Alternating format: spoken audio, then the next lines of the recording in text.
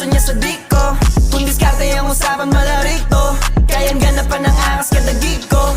Sa'kin nasa bek yung chick mo, di ko kasalanan gusto niya sa dik ko. Kung diskarte ang usapan malarito, kayang ganapan ng angas kada gig ko.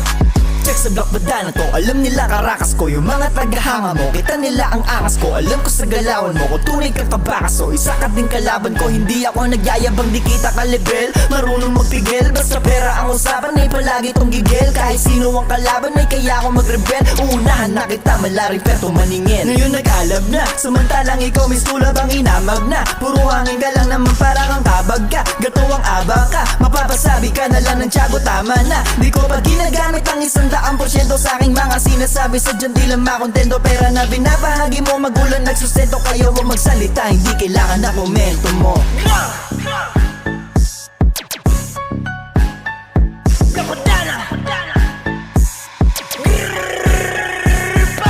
Sa'kin nasa bek yung chick mo, di ko kasalanan gusto niya sa dik ko. Kung diskarte ang usapan malarito, kayang ganapan ng angas kada gig ko. Sa'kin nasa bek yung chick mo, di ko kasalanan gusto niya sa dik ko.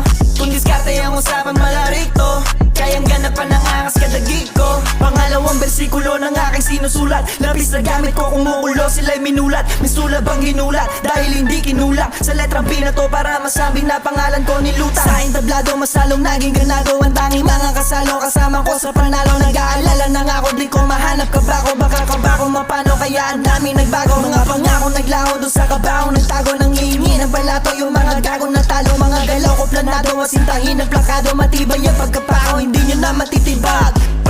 Tangin na ano ka ngayon, mga pasabog ko may sulab ang bulkan na mayon. Sana alam nyo na yon, ito'y panapanahon. Ngayon sa'kin tinaon, ito'y pagkakataon.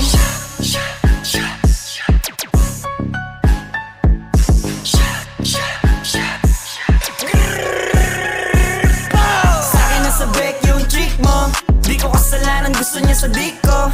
Kung diskarte ang usapan malarito, kayang ganapan ng angas kada gig ko. Sa'kin nasa bek yung chick mo, di ko kasalanan gusto niya sa dik ko. Kung diskarte ang usapan